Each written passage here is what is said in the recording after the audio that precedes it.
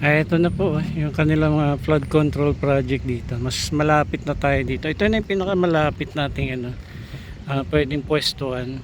Kasi doon, wala na. Hindi na natin makikita yung view. Dito kitang-kita natin. Kaya nung ongoing operation nila rito, nung ongoing working sila rito, nakita po natin yung pag-install muna ng mga bakal. Talagang nakita po natin yung pulido ng gawa nila. Saka may palaman talaga yung laman ng mga bakal, hindi basta-basta ginawa lang, talagang maayos gumawa kasi nga mga Japanese contractor ang namamahala rito.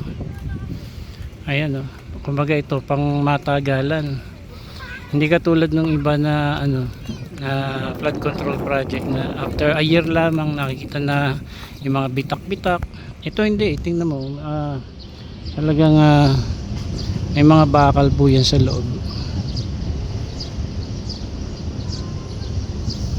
Yan ilang parte lang ito ng mga paggagawa nila rito sa kahabaan ng Pasig Marikina River. Actually Pasig and Marikina River yung project ni improve. Doon sa kabilang side di lang natin alam kung makakapunta tayo doon no? Since parang may tao na ron yan,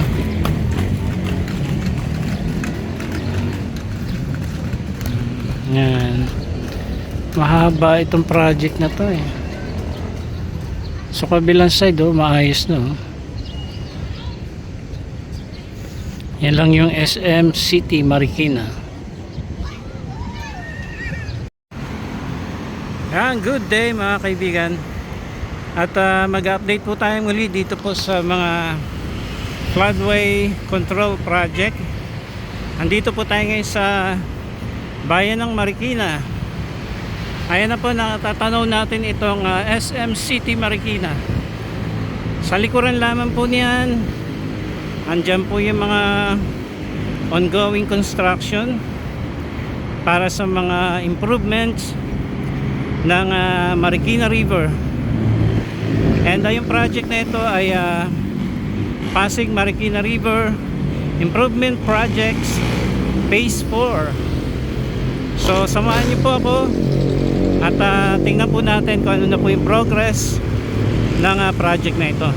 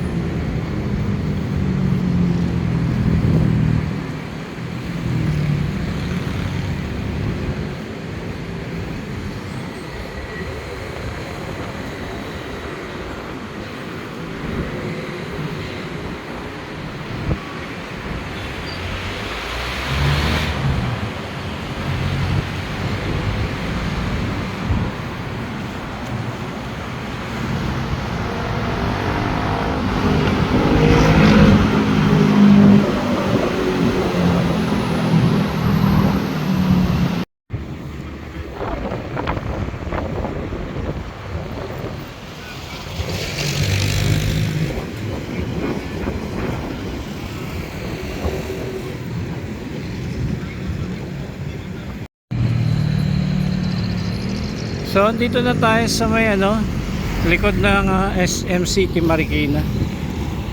Ito na po yung construction works for nila rito, operation. Dito na sa may malapit na sa tulay.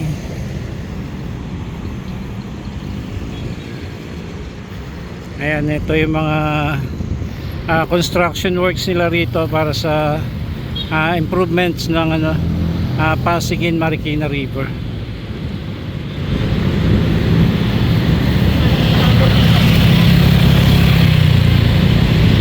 Ayan, so holiday kasi ngayon kaya wala tayong nakikitang mga workers ngayon Pero pupunta pa tayo dun sa may river banks. Tingnan natin yung ginawa nilang mga retaining wall. Punta tayo dun sa kabilang side.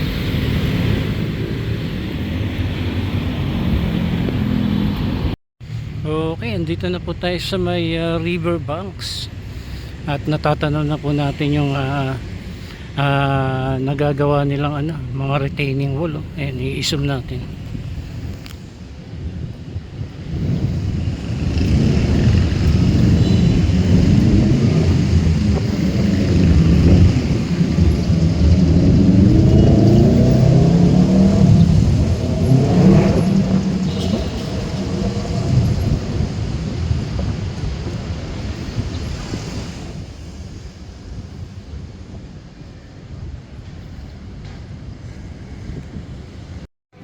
Nawala na rito yung yung nagpaparent ng bicycle. Di lang natin alam kung saan na pwesto. Doon sa may bandang dulo.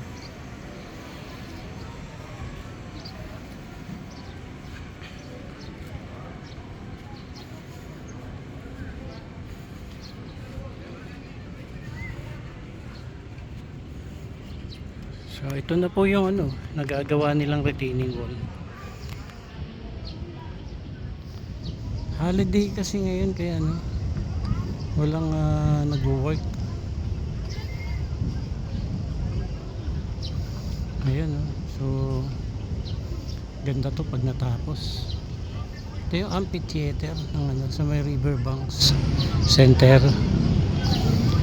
Ayan, tingnan na lang natin kung ano po yung magiging progress dyan dito sa pasyalan to dati. Ito park ito.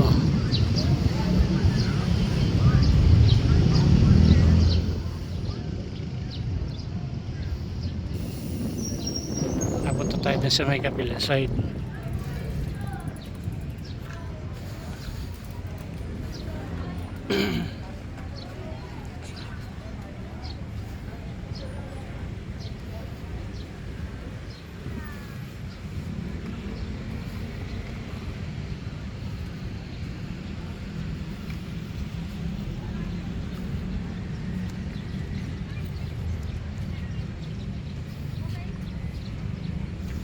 Ito na po yung kanilang flood control project dito. Mas malapit na tayo dito. Ito na yung pinakamalapit nating pwedeng pwestuhan.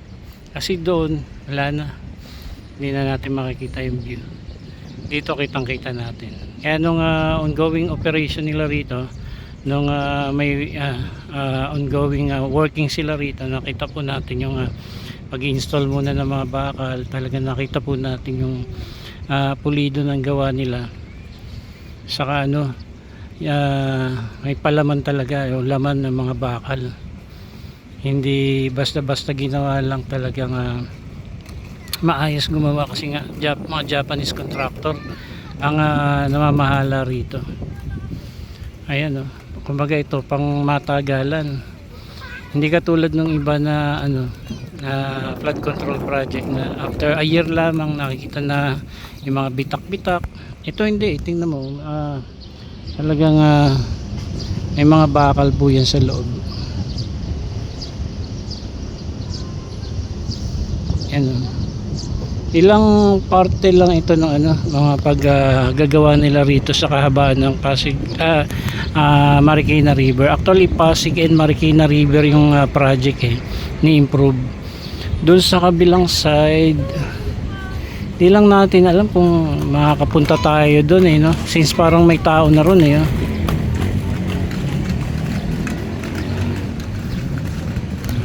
Yan. Mahaba itong project na to eh. Sa kabilang side oh, maayos na oh. Yan lang yung SM City Marikina.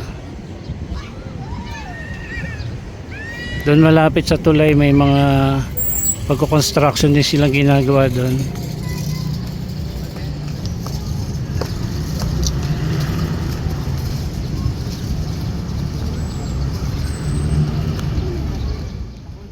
So ito po yung update natin dito sa Pasig and Marikina River Improvement Projects Phase 4.